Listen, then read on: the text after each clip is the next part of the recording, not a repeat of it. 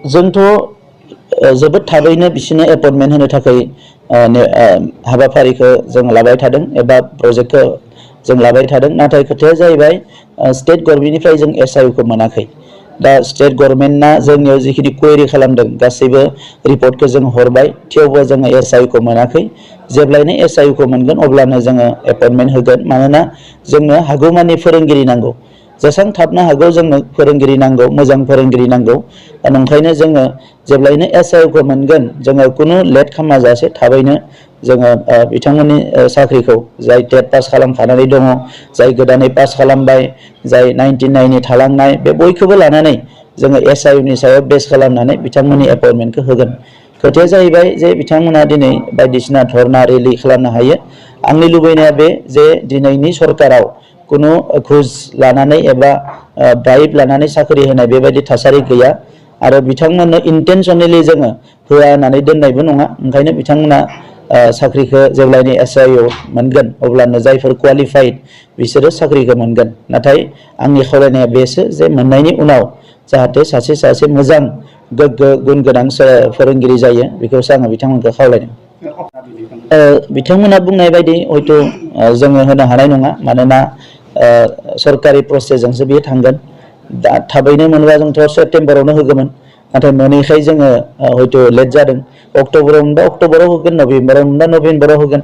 जेब्लाय मोनो अब्लानो होगोन। जा बिनि सायाव जुदि बिथांमोना जेबो खामानि मोनाखै, बेस्थ' जानो लुबैदों, अब्ला बिथांमोनाथ' धरना होबाय थानो हायो। आंहा बेयाव जेबो बुंनांगौ गैया।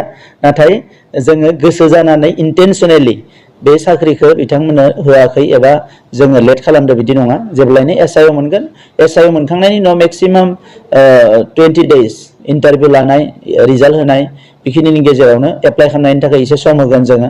गासैबो प्रसेसा कमप्लिट जागोन। जोंथ' जोबोद थाबैनो बिसोरनो एपइन्टमेन्ट होनो थाखाय हाबाफारिखौ जों लाबाय थादों एबा प्रजेक्टखौ जों लाबाय थादों। नाथाय खोथाया जाहैबाय स्टेट गभर्नमेन्टनिफ्राय जों SIU खौ मोनाखै। दा स्टेट गभर्नमेन्टआ जोंनियाव जिखिनि क्वेरि खालामदों गासैबो रिपर्टखौ जों हरबाय, थेवबो जोङो SIU खौ मोनाखै। जेब्लायनो SIU खौ मोनगोन अब्लानो जोङो एपइन्टमेन्ट होगोन। मानोना जोंनो हागौमानि फोरोंगिरि नांगौ। जेसेबां थाबनो हागौ जोंनो फोरोंगिरि नांगौ, मोजां फोरोंगिरि नांगौ। नंखायनो जोङो जेब्लायनो SIU खौ मोनगोन जोङो खुनु लेट खालामाजासे थाबैनो जोङो बिथांमोननि साख्रिखौ जाय टेट पास खालामखानानै दङ, जाय गोदानै पास खालामबाय, जाय 99 थालांनाय, बे बयखौबो लानानै जोङो SIU नि सायाव बेस खालामनानै बिथांमोननि एपइन्टमेन्टखौ होगोन। खोथाया जाहैबाय जे बिथांमोना दिनै बायदिसिना धरना रेलि खालामनो हायो। आंनि लुबैनाया बे जे दिनैनि सरकाराव कुनु घुस लानानै एबा ब्राइब लानानै साख्रि होनाय बेबायदि थासारि गैया।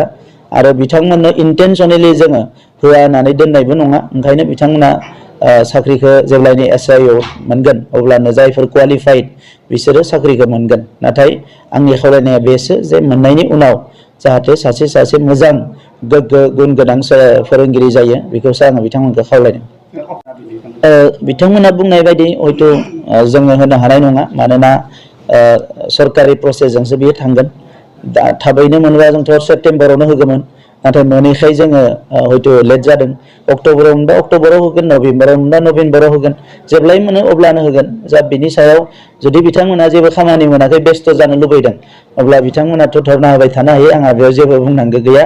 नाथाय जोङो गोसो जानानै इन्टेनसनेलि बे साख्रिखौ बिथांमोननो होआखै एबा जोङो लेट खालामदों बिदि नङा। जेब्लायनो SIU मोनगोन, SIU मोनखांनायनि उनाव मेक्सिमाम 20 days इन्टारभिउ लानाय, रिजाल्ट होनाय, बेखिनिनि गेजेरावनो एप्लाइ खालामनायनि थाखाय एसे सम होगोन जोङो। गासैबो प्रसेसा कमप्लिट जागोन।